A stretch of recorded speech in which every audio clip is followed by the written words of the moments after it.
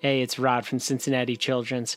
If you haven't already, download the Stay Current in Pediatric Surgery app.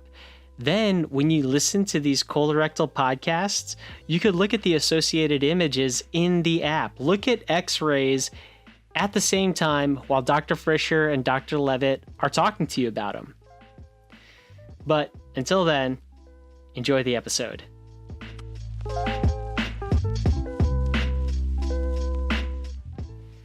If you've been following this Colorectal Quiz series, you might have noticed that we hit the ground running. I mean, we dove headfirst into the deep end, having these complex conversations, these really high level, in the weeds, detailed cases with some really world-renowned pediatric colorectal surgeons.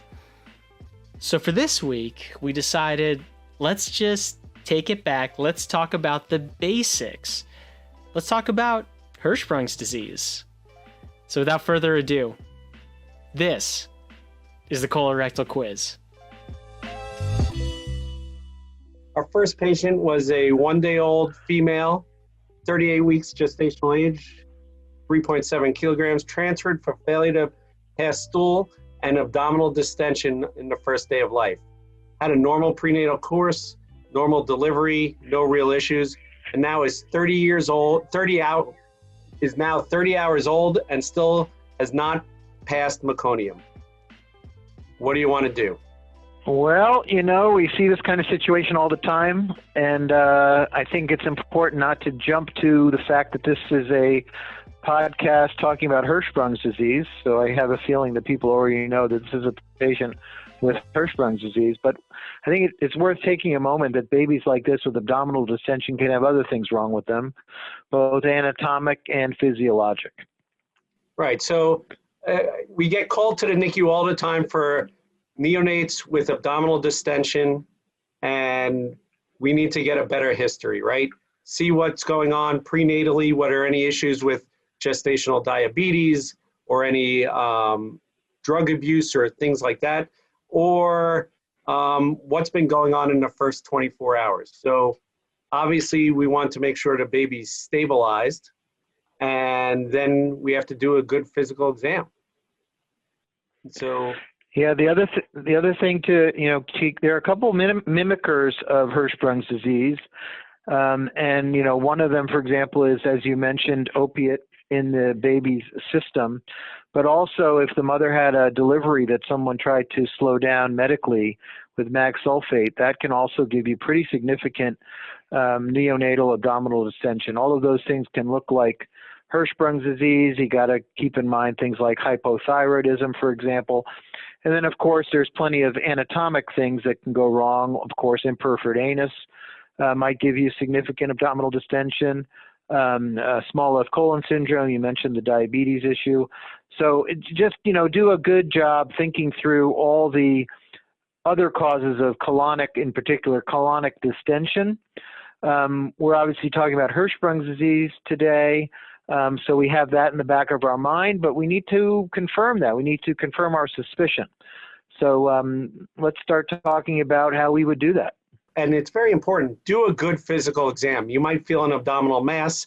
It's very embarrassing to miss an anorectal malformation. So obviously the exam's important. And then the resuscitation, IV hydration, NG tube decompression. So again, it's a 1-day-old female born at 38 weeks, just about 3.7 kilograms, who has some abdominal distension and still no passage of meconium, and we're at about the 30-hour mark. I threw all this to Todd Ponsky at Cincinnati Children's, and he said probably the same thing you guys are thinking. So that was the first case that they gave. So, I mean, right off the bat, you as someone who, is more of like the general pediatric surgeon, necessarily not necessarily colorectal. I mean, what are your first thoughts when you have that little girl that's transferred to the team? Right. So you have concern for a bowel obstruction. And so did they get an x-ray next? And sure enough, Well, I would love to just get a plain abdominal x-ray. How about that? Let's do that. And funny that we have one up on the screen. Here we are. I knew it. I knew you would have one of those. Just knew Let's it. get an abdominal x-ray when in doubt, right? If you're listening to this in the Stay Current app, you could look at the same x-ray that Dr. Levitt and Dr. Frischer are looking at. Just scroll down. It's right there. And so when I look at plain films in a baby with abdominal distension, obviously you do your routine of looking at films and you look for outside lines and you might look for bony abnormalities, etc. But then when you start looking at the crux of the matter and looking at the gas patterns, I sort of start by trying to figure out, is this a proximal or distal problem? What do you do, Mark? Yeah, very similar. Obviously people discuss the fact that you really can't tell what's distended, small bowel or large bowel. But I think, when you have colonic distension, you can have a pretty good idea that this is a very distal obstruction. So in looking at this image, I see some pretty impressive gaseous distension. And in a patient with a normal anus, I'm very suspicious of the possibility of Hirschsprung's disease here. I showed the x-ray to Todd. Obviously on this x-ray, we can see all these dilated loops. A baby like this probably going to end up getting both. You probably end up getting both an x-ray and then a contrast enema. Yeah, so I'm curious what they did because every institution's different. And then here's what Dr. Levitt said. So I think the next step probably would be is to get a contrast study. At least I like to. I know in a lot of places, some might just go to a rectal biopsy right away. I like to have a map of what the colon is going to look like to sort of get a feeling where the transition zone might be. Of course, we have to make absolutely certain that this baby does not have enterocolitis, because you don't want to do a contrast study in the presence of enterocolitis because you may perforate the baby. Oh, so enterocolitis could make things a little bit more complicated. Let's say this baby's impressively distended and maybe a little tender, and you might be entertaining enterocolitis. Is it okay to do an irrigation before you do the contrast enema? Is that okay? No, you got to treat the baby, and I would absolutely do irrigations, make the baby feel better. I don't think that's going to change the result of the contrast study. I never really believed that. I also never really felt like you shouldn't do a rectal exam. You should. You have to make sure that the anus is normal, and this is not an anal stenosis or rectal atresia. And I would irrigate if the baby is distended, and then the contrast study can be done at any time. The contrast study is really sort of a map for the surgery. Most relevant, of course, is to rule out Hirschsprung's with a biopsy. I see. Resuscitate first. Got it. Treat the baby first. You don't have to do the contrast enema at 2 a.m. to get a diagnosis. You need to treat the baby, decompress the child, and get them feeling better. Let's get back to this patient now. We get this abdominal film, looks like a distal obstruction of some sort, could be meconium could be small left colon syndrome, drug-induced, etc. Are we ready for the contrast enema now? Yeah, I think we are, and I just want to reiterate that there are people out there that don't do contrast studies. They go right to the rectal biopsy. Again, my preference is to do a contrast study, but I respect the opinion of that a contrast study might not be necessary, but I like it as a map. So I think for me, the next step, if the baby is well, is to do a contrast study. And like you mentioned earlier, we do not rely on this contrast study for the diagnosis, obviously. I think that's an obvious point. We use this as a roadmap with the suspicion of Hirschsprung's disease or maybe another diagnosis. So here we are. Let's see. Let's do that. We have a contrast study in front of us. Boom. Again, if you're listening in the app, when Dr. Frischer said boom, that's probably when you should click on the next image, which is the contrast study.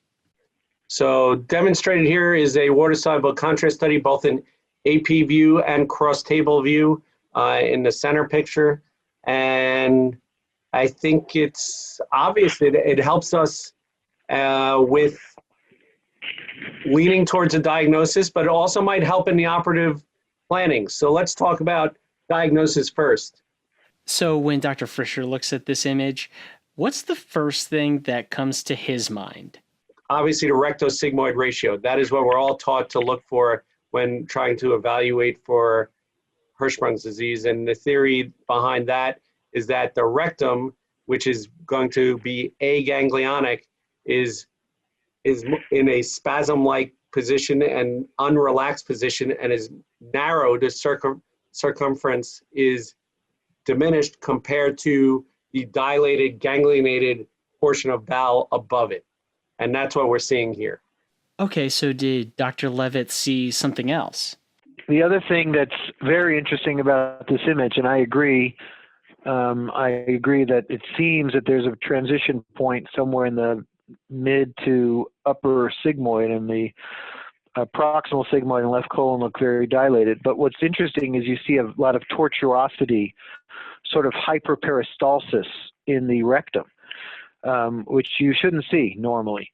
And I think that is a classic finding that I see a lot with Hirschsprung's disease. There's like this hypercontractility of the distal bowel, where there's no ganglion cells and therefore spasm and inability to relax. But I would make the call here that the transition zone is most likely in the upper sigmoid, and I say that very carefully. You cannot nail exactly where the transition zone on the contrast study, but my gut tells me that we're probably going to find gold in the proximal sigmoid. Certainly the left colon looks quite good. Okay, so both of them agree that this is probably a transition point in the proximal sigmoid. But remember, we can't diagnose Hirschsprung's just based on this contrast study, so what's the next step? A history, an exam, looks a lot like Hirschsprung's disease. Smells a lot like Hirschsprung's disease. I suspect irrigations have been started. The baby may be starting to feel better. The contrast study is done. We're both suspicious of proximal sigmoid transition. It's time to do a biopsy, I think. Time to do a biopsy. Easier said than done for someone like Dr. Levitt or Dr. Frischer, who do these all the time. Here's what Todd had to say about suction rectal biopsies. I used to have 100% success rate. Every time I squeezed it, I got a biopsy, and now I'll crack it open and there's nothing in there a substantial amount of time. And I think it has to do with where you push and how hard you push and how much you suction. So did they say what they use? I mean, how could they not?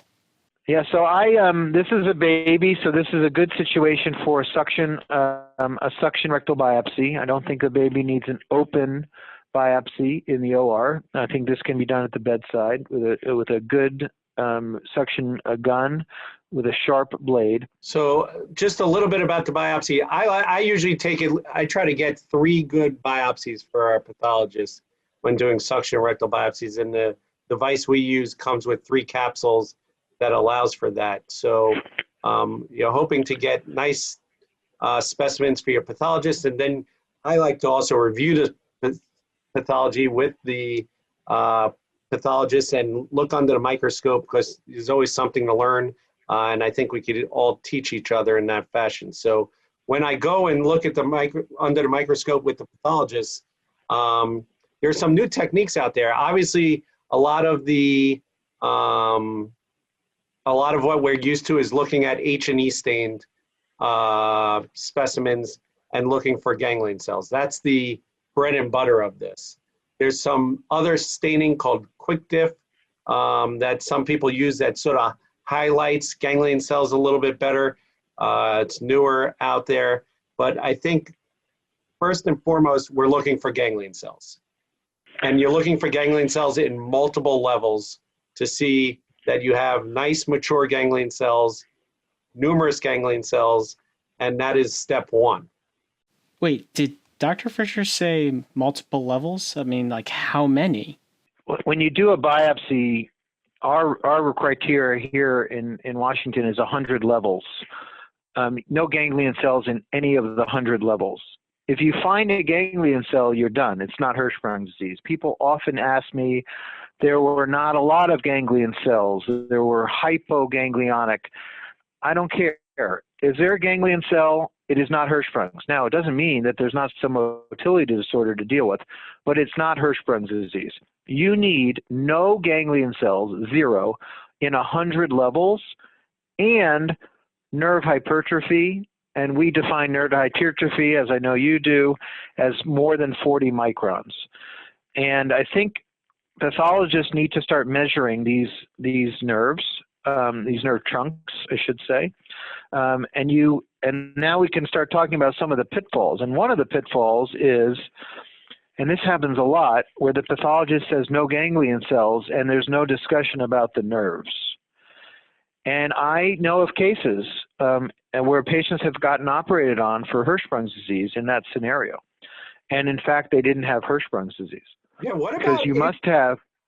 what about the level that you take the biopsy? Could that be a pitfall in that you might have no ganglion cells because you're too distal? Absolutely. So I think you can mess that up in two directions. If you're too distal and you're in the zone of the anal canal, everyone is aganglionic in that zone. That's right. But you're not going to find hypertrophic nerves there. So if you find no ganglion cells and there's no comment on the nerves, that is not a specimen that is satisfactory. You cannot make a surgical judgment based on that specimen. If you find squamous epithelium, then that is very good confirmation that you were too low. And I've definitely seen biopsies that are too high. So you really need to know, where are you taking that biopsy? My perfect location, I think, is about 1/2 to 1 centimeter above the crypts. So you know for sure that you're in the columnar epithelium. Right, and the crypts obviously are above the dentate line. So you're at least 1 centimeter or 2 above the dentate line. Yes. The one other pitfall I wanted to mention is sometimes babies look to the world like Hirschsprung's disease. You do the biopsy and there are ganglion cells, but there are lots of eosinophils. This is a baby maybe that's a few weeks or a few months old. Now you're looking at allergies, aren't you? So just to review, this was your run-of-the-mill, straight shot, obviously in your face Hirschsprung's disease on physical exam, and then the imaging that we got an x-ray, and then we got a contrast enema. Everything was pointing to Hirschsprung's. So you gotta move forward with your biopsy to confirm the diagnosis, but at the same time you gotta keep your differential really broad. That's the only way that we can catch not just Hirschsprung's, but sometimes these other diagnoses that can kind of look like Hirschsprung's.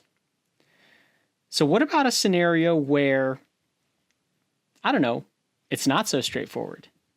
So the next case is a 1-day-old, full-term baby, weighs 3.9 kilograms, and presents with significant abdominal distension and bilious emesis. So I think we've discussed our basic workup and resuscitation, and now we get a plain abdominal x-ray, and this is what we see. Again, if you're in the Stay Current app, go ahead and click on that last picture. Look at this x-ray. You might kind of react to it like Todd did. There's definitely, it's not your standard Hirschsprung's picture. So a head scratcher for Todd. Do you think it was for Dr. Levitt too? Interesting. A little bit more complicated than the first case. Yes, not so obvious. Not so obvious. But we do not have so much time. We're actually out of it. So if you want to hear this next case, you're going to have to wait. And now you're saying, Rod, what am I going to do with this time? I'm on the edge of my seat. Well, download the Stay Current in Pediatric Surgery app. You can listen to other podcasts like this. You can watch technique videos. You can go to our brand new channel in the app. It's a colorectal channel, podcast videos, technique videos, guidelines, anything that you want, all in the app. Until next time, I'm Rod from Cincinnati Children's, and remember, knowledge should be free.